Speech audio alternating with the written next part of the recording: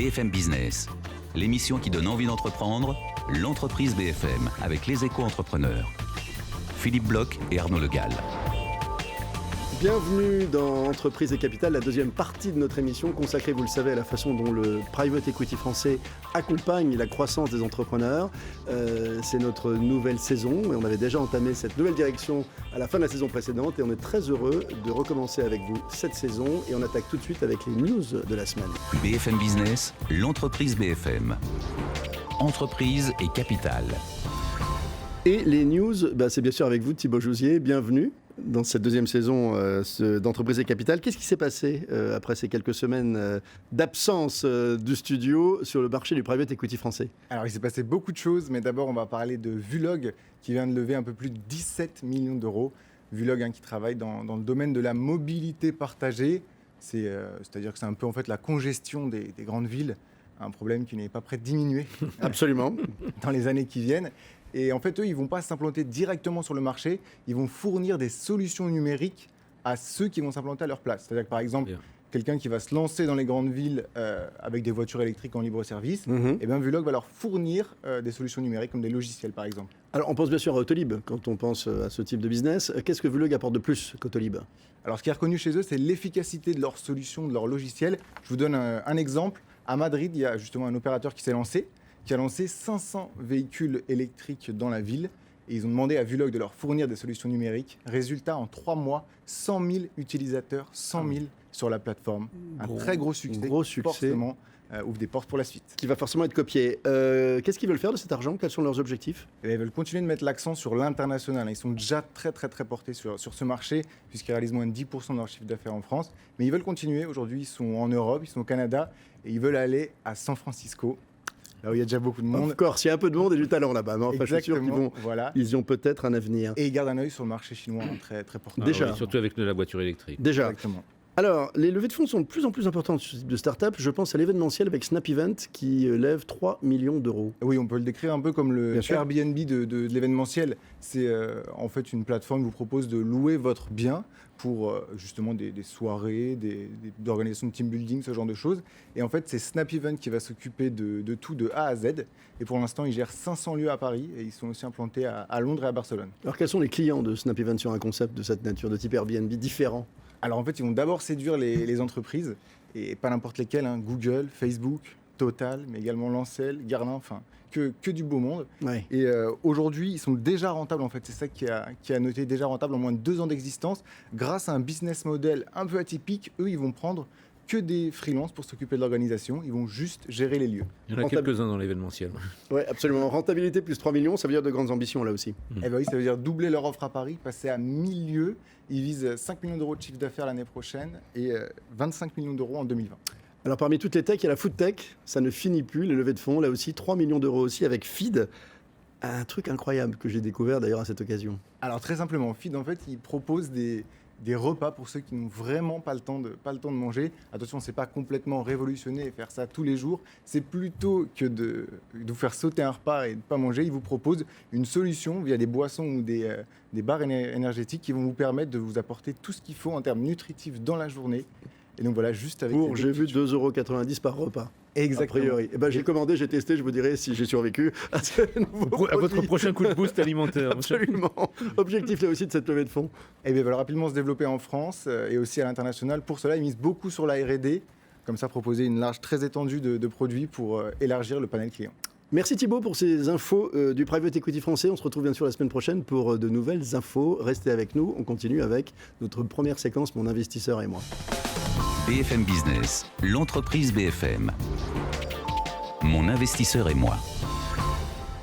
Et notre premier couple d'investisseurs et d'entrepreneurs de cette, j'arrête pas de le dire, mais ça me fait plaisir, 544e émission et 14e saison que l'on démarre ensemble, c'est Thierry Carcel, le directeur général de Reden Solar, ça veut dire qu'il y a du solaire dans l'air. Bonjour Thierry. Et Vincent Lévita, le président fondateur d'Infravia. Bonjour, et c'est vous Arnaud qui nous les présentez. Oui, donc notre binôme est constitué côté entrepreneur du dirigeant d'une ETI qui est devenu en à peine une décennie un acteur de référence sur le secteur pourtant très mouvant du photovoltaïque. Absolument. En gros, 100 millions d'euros de chiffre d'affaires en 2016, une centaine de salariés aux dernières nouvelles pour nous. Ça bouge toujours très vite dans les entreprises comme celle-ci. Et une activité réalisée pour près de moitié, je crois, à l'international, ce qui est un trend intéressant. Alors, Reden Solar, c'est en fait une marque toute récente. Auparavant, vous vous étiez fait connaître en tant que branche solaire du groupe Fonroche. Et c'est lorsque Infravia et Eurazeo PME ont fait l'acquisition de cette branche solaire du groupe en février dernier que l'équipe de management que vous conduisez, Thierry, est restée en place. Et donc votre l'investisseur qui vous accompagne aujourd'hui, Le Monde est bien fait, il est spécialisé dans les infrastructures, dans les domaines de l'énergie, du numérique, des transports et également les infrastructures sociales, vous aurez peut-être l'occasion de nous l'évoquer. Sur les marchés français et européens, alors Vincent Levita, vous en êtes le fondateur, et les montants gérés par vous et vos équipes atteignent, je crois, les 1,7 milliard d'euros, pour faire très court. On commence avec vous, Thierry. Vous évoquiez des différences de stratégie, justement, quand vous étiez directeur général et il y avait un président à côté de vous.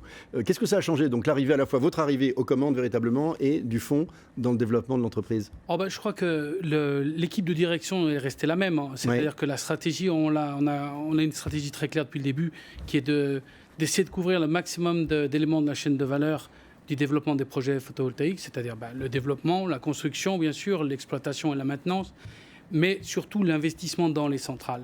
Qui sont très coûteuses. Qui sont extrêmement coûteuses, qui demandent deux choses. Tout d'abord, le working capital qu'il faut pour développer les projets, mais surtout l'apport en fonds propres qu'il faut pour investir dans les projets.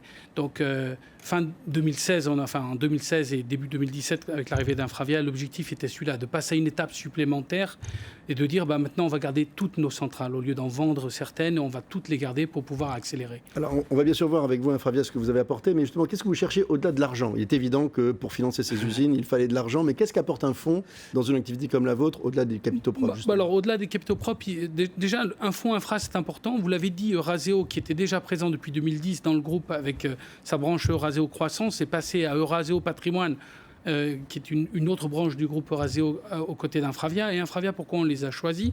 On les a choisis, nous aussi. C'est une chance, c'est-à-dire qu'on est courtisé. C'est une vraie chance de pouvoir choisir, et on les a choisis parce que une des raisons principales était qu'ils ont un horizon à moyen long terme. Oui. On développe des projets entre 18 et 24 mois en France et à l'étranger. Vous l'avez dit, près de 50% de notre activité à l'étranger, c'est même souvent plus que 24 mois à l'étranger. Donc la notion de création de valeur pour nous, elle se compte en années. Elle ne se compte absolument pas en semaines ou en mois, mais en années. Donc on a besoin d'un investisseur qui comprenne ça, qui ait la même vision, le même horizon de temps que nous pour pouvoir développer sereinement, et nous mettre la pression, mais pour pouvoir développer sereinement nos centrales. Et à part le temps, qu'est-ce qu'ils vous ont apporté ? Quelque chose qu'on a sous-estimé complètement, autre que le capital. Vraiment, le capital, c'est important. Oui, c'est leur métier. Autre que le capital, on avait sous-estimé complètement l'apport qu'Infravia nous ferait sur les contacts. Ils ont des contacts d'énorme qualité dans le monde des affaires et dans le monde financier. Et bien évidemment, avec ces contacts-là, on verra d'ici la fin de l'année, mais il y a des contacts qui vont donner leurs fruits d'ici la fin de l'année, et c'est très important. C'est toute la vertu découlant du fait d'être vraiment spécialisé sur ces projets d'infrastructure, c'est-à-dire que là, on acquiert justement un réseau, une reconnaissance également par oui. Microcosme, Vincent ? Oui, absolument. Infravia, en fait, c'est un fonds infrastructure, donc on investit dans des actifs d'utilité publique, donc on a un certain nombre de thèmes d'investissement dans l'énergie, dans le transport, et vous l'avez dit, dans les télécoms. Donc ça fait longtemps que le thème de la transition énergétique, les énergies renouvelables en particulier, ça fait partie de nos convictions. Et ça fait longtemps qu'à l'intérieur de ce thème-là, on a la conviction que le solaire, c'est une énergie d'avenir. Nous, on a commencé à investir dans le solaire en 2009. Donc c'est vrai que quand on a eu l'opportunité d'investir dans Reden, on a tout de suite pu avoir un dialogue très constructif, à la fois sur le plan technique, sur le plan financier et sur le plan du développement. Après, c'est vrai que nous, ce qu'on amène, en tout cas notre philosophie d'investissement, c'est d'amener du capital. Et quand on trouve une société avec des beaux actifs, avec un beau potentiel de développement et avec un management de qualité, on amène de l'argent, on amène du temps et on amène du qualitatif. Alors vous évoquiez, tout le monde aujourd'hui est à peu près convaincu effectivement du potentiel du marché du solaire. Il y a beaucoup d'acteurs, il y a beaucoup de candidats. Qu'est-ce qui fait que ce dossier-là, il y en a en France, il y en a à l'étranger également, qu'est-ce qui fait que ce dossier-là, celui d'une belle ETI française, donc dans un univers hyper concurrentiel, a retenu votre attention ? Alors, nous, on a retrouvé dans ce modèle ce qu'on aime, c'est-à-dire une plateforme industrielle avec un très bel actif de départ, et ça assure la sécurité élémentaire de notre investissement, et avec un très beau potentiel de développement, et ça assure ou ça permet la rentabilité potentielle. On a aussi trouvé une équipe de management très, très motivée qui avait fait ses preuves, et en particulier qui avait fait ses preuves dans le développement. Donc aujourd'hui, Thierry nous est arrivé avec des objectifs de faire plus que doubler cette base d'actifs. On a jugé qu'il y avait le track record et les capacités pour faire ça, et qu'avec ce qu'on pouvait leur amener en termes d'argent, de temps, on l'a dit, et possiblement qualitatif, on serait capable de tenir cette objectif. Vincent Lévita, Thierry évoquait en fait le temps long dans des métiers comme le vôtre. Vous-même, sur des métiers comme ceux-là, vous vous positionnez à quelle échéance en fait? Là, vous êtes parti pour combien d'années ensemble? On est parti pour une durée d'investissement qui est entre 5 et 7 ans. D'accord. C'est bon. Ouais. C'est des horizons.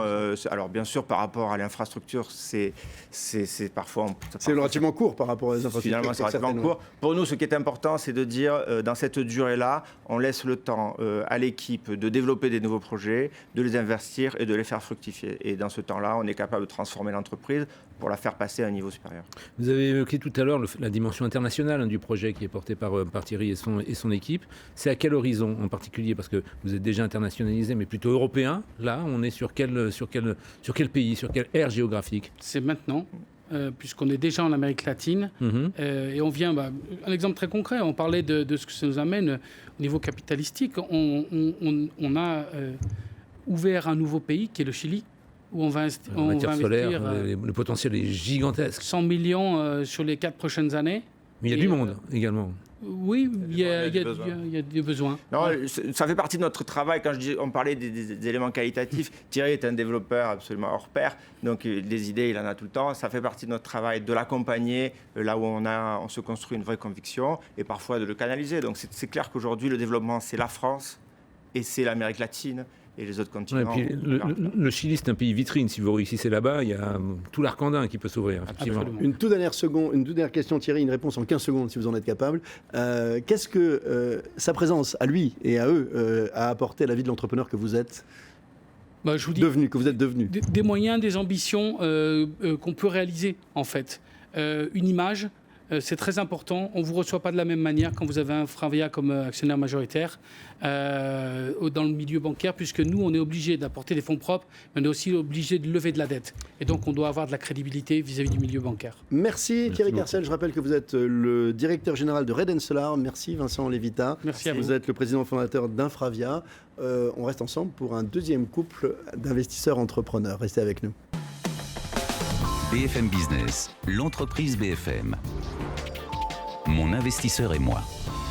Pour ce deuxième couple entrepreneur-investisseur, on accueille cette semaine Jean-Louis Coutin. Il est le président de Vignal. Il est accompagné de Pierre Megnin, son investisseur, qui est directeur associé à Arnaud Derazeo PME. Effectivement. Alors, dans notre second binôme, l'entrepreneur est aux commandes d'un équipementier spécialisé dans le véhicule industriel, leader européen du feu de signalisation pour poids lourds, pour faire très court.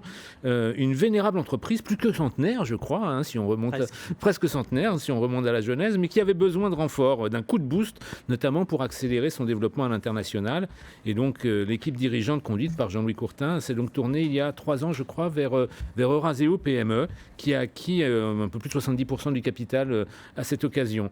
Alors, est-il encore besoin, concernant Euraseo PME, de présenter cette société d'investissement, notamment après les visites amicales que nous a déjà faites son président Olivier Millet? Je rappellerai juste que cette filiale d'Euraseo est dédiée aux investissements majoritaires dans des PME françaises, 50-200 millions d'euros, c'est en gros la fourchette stratégique, et qui présente, tout comme Vignal, un potentiel de développement important, notamment à l'international. Et les montants gérés sont de 1,3 milliard d'euros, si mes tablettes sont précises. Tout à fait. Merci Arnaud. On commence peut-être avec vous, Jean-Louis, en tant qu'entrepreneur dans l'histoire. Allons-y. Ça a démarré quand pour vous cette aventure? J'ai pris la tête de cette société alors qu'elle appartenait à un groupe encore. Elle appartenait au groupe Valeo, qui à l'époque, en 2002, se posait beaucoup de questions sur la pérennité de cette entreprise en France, en Europe de l'Ouest. Et l'idée, c'était peut-être plutôt de transférer cette usine en Europe de l'Est.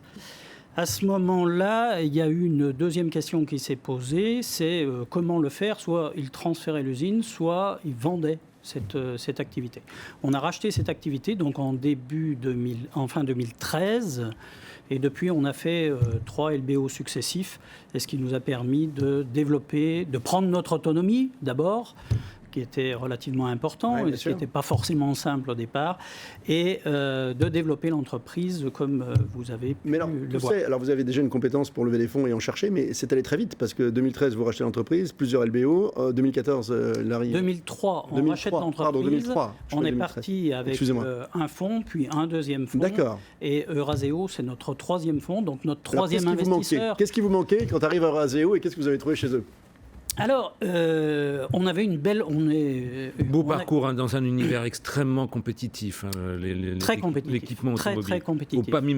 Pour que l'on mesure bien le parcours que vous aviez déjà réalisé. C'est très, très compétitif. On a besoin d'être les meilleurs sur notre segment de marché. Et ça ne pardonne pas.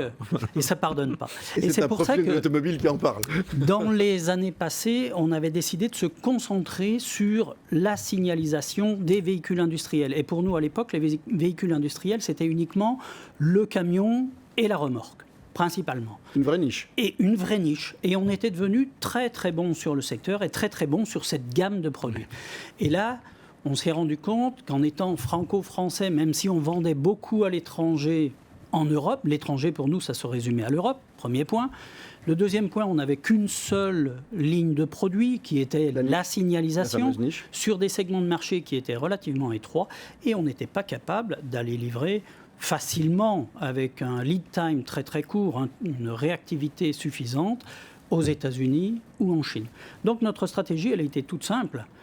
Il nous fallait de nouvelles lignes de produits, il nous fallait ajouter de la technologie et il nous fallait aller construire des usines aux États-Unis et en Asie. D'où un besoin d'argent. Et Pierre Megnin, est-ce que vous les aviez repérés ? Est-ce que vous l'avez su ? Comment l'avez-vous su ? En fait, comment s'est fait la rencontre ? La rencontre, elle s'est faite en plusieurs temps, puisqu'il se trouve que Jean-Louis, ayant rencontré des financiers pendant 3 étapes durant sa carrière, on s'est été rencontrés en 2007, lors du précédent tour de table. Et puis, mais sans travailler ensemble à l'époque. Sans travailler ensemble. Et puis, lorsque l'opportunité s'est présentée fin 2013, on a pu aller très vite sur le projet pour se projeter sur l'ambition commune. Et Jean-Louis a choisi de travailler avec nous et réciproquement. Vous avez eu le choix ? Oui, c'est toujours intéressant quand on a le choix de son investisseur. Mais, ça met en position de force, oui, l'entreprise avait de bons résultats, elle avait une croissance organique qui était quand même assez sympa et un potentiel qui était assez important, avec un business plan qui était clair, 3 axes de développement qui étaient très clairs. Donc ça attirait quand même beaucoup d'investisseurs. Pour nous, à ce moment-là, on s'est dit, est-ce qu'on veut un investisseur uniquement qui nous amène de l'argent et qui dorme dans le coin ? C'est assez rarement le cas, en général on veut autre chose. Et nous, effectivement, on voulait autre chose. On voulait développer notre stratégie sur ces 3 axes-là et on voulait les développer rapidement. Pour les développer rapidement, Euraseo PME, ils avaient quelque chose qui nous a beaucoup intéressés, c'est qu'ils sont capables de faire des acquisitions très rapidement, tant pour trouver des cibles que la méthodologie pour accrocher ces cibles et les acquérir. Après, pour l'intégration, on a fait nos premiers essais, ça s'est plutôt bien passé. Maintenant, on espère bien pouvoir continuer.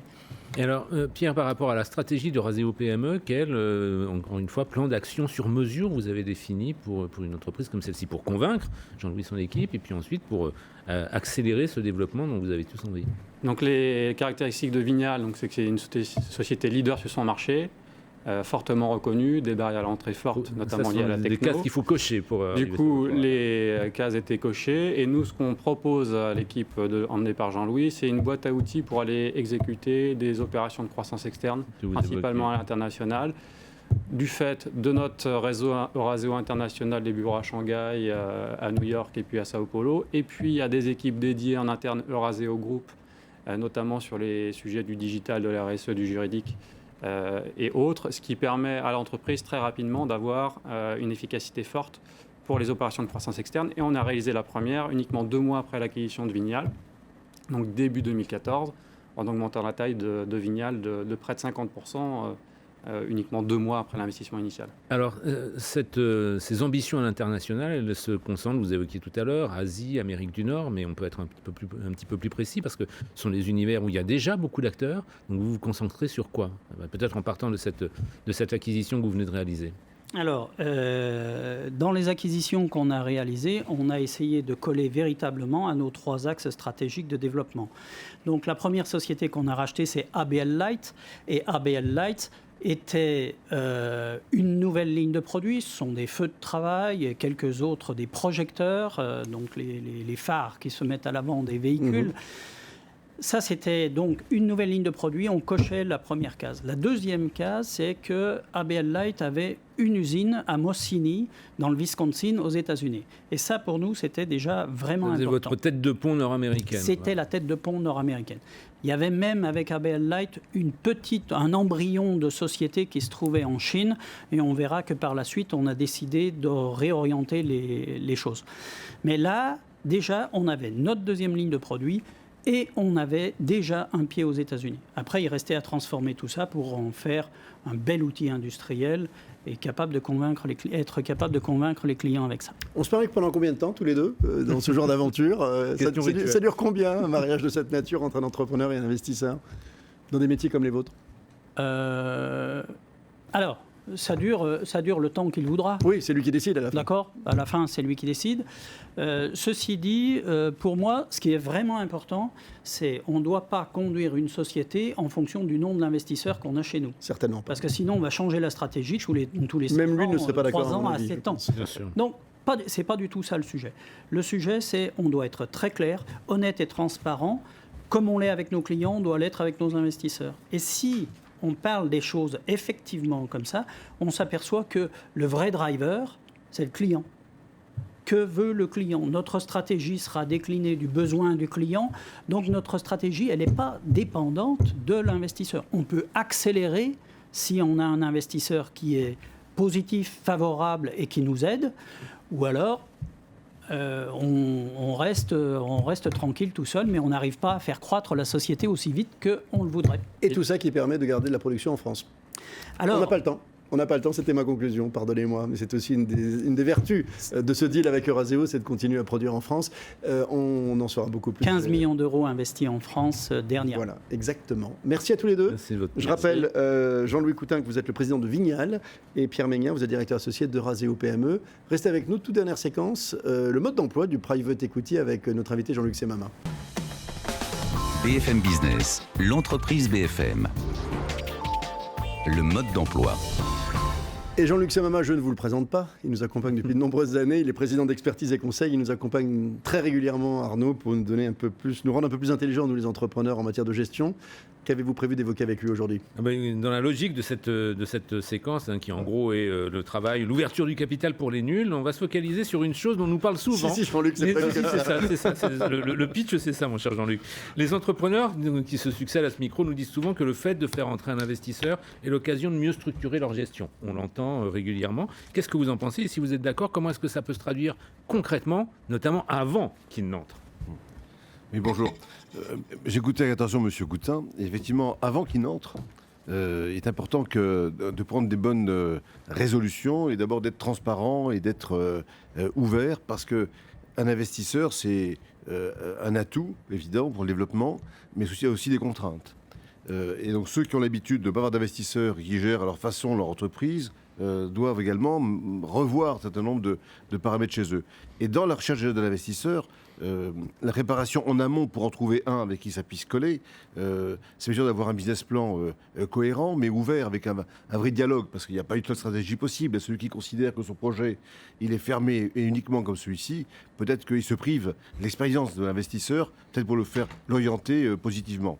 Et l'expérience qu'on vient d'écouter à l'instant est intéressante, et j'ai vu chez un de mes clients la même expérience d'un investisseur qui est rentré, et peu de temps après, une opportunité magnifique s'est présentée, et qui peuvent quelquefois, vous c'est 50% de plus, vos clients c'est 100% de plus de développement. Donc il faut que le binôme fonctionne bien, dans la transparence, l'ouverture, et le mot-clé c'est la confiance, parce qu'on sait bien aujourd'hui que ceux qui n'ont pas l'habitude d'avoir d'investisseurs, quelquefois sont dans un peu le secret des chiffres, et ne sont pas habitués à s'ouvrir, et non seulement à s'ouvrir, mais à se remettre en cause. Et on sait bien que tous les business plans ne se réalisent pas, autrement tout le monde le saurait. Et parce que en tout cas, pas de la façon prévue, pas de la, oui, la façon pas comme c'est prévu. Et la question qui se pose toujours, c'est comment on réagit par rapport à cela. Bien sûr. Donc, premier point clé, la transparence. Voilà. Évident. Et ensuite la transparence. Et puis également le travail. D'abord, il faut voir également ce qu'on cherche chez son investisseur, parce que c'est uniquement de l'argent, je pense que ça ne va pas très loin, mais il ne faut pas se priver de l'expérience de l'investisseur pour la gamme de services et d'expériences qu'il peut apporter. Donc, ça veut dire que, au-delà du reporting, au-delà de rapporter quelque chose en termes d'information légitime pour un investisseur, c'est peut-être d'expliquer, de commenter, d'anticiper et de partager les choses. Je crois que c'est un binôme qui doit fonctionner. On a dit dans la transparence, mais dans la durée aussi, parce que la relation, souvent, c'est des durées de 7 ans, enfin, peut-être moins, peut-être plus, ça dépend des cas de figure. Donc, de faire court, c'est une chose, dans la durée, c'est plus compliqué. Parce qu'il peut y avoir des incidents, et je crois qu'il est indispensable de pouvoir anticiper. Et si on ne réalise pas le investissement comme prévu, c'est bien sûr, c'est pas de dire on l'a pas fait, mais c'est bien sûr de proposer des solutions alternatives. C'est toujours la question essentielle. Un investisseur n'a pas envie de perdre de temps non plus, et le choix en amont va dépendre de la confiance qu'il va mettre, c'est un mot-clé pour moi, la confiance, dans l'investisseur, dans son comportement, dans ce qu'il va produire, dans ce qu'il va suivre comme stratégie, comme partage et comme, je dirais, rendre compte, et le plus en amont possible. Ce que je veux dire par rapport à ça, c'est que le regard externe, nous on est experts comptables, donc on va beaucoup d'entreprises, on voit bien à quel point l'expérience qu'on peut avoir les uns les autres cumulée peut servir. Il y a des choses qu'on n'ose pas dire à tout le monde. Il y a un texte qui va passer, législatif, qui peut changer une donne éventuellement dans tel ou tel métier, et les conséquences. Nous voyons beaucoup de choses, parce que c'est notre métier de voir beaucoup d'entreprises, et je pense que l'entrepreneur aurait tort de se priver, par son investisseur ou par ses conseils ou par tous ceux qui voient, d'utiliser tout ce potentiel. Merci beaucoup, Jean-Luc Samama, président d'Expertise et Conseils, pour ces conseils précieux. C'est la fin de la première édition, je ne me lasse pas de le rappeler, de la 14e saison de l'entreprise BFM et du numéro 544, que vous pourrez bien évidemment, si vous avez raté toute ou partie de l'émission, réécouter ce dimanche à 22h et mardi prochain à 14h. Quant à nous, on se retrouve pour des tas d'infos toutes fraîches le week-end prochain. Bonne semaine, bon week-end à tous, à très vite, ciao. BFM Business, l'entreprise BFM, l'émission qui donne envie d'entreprendre.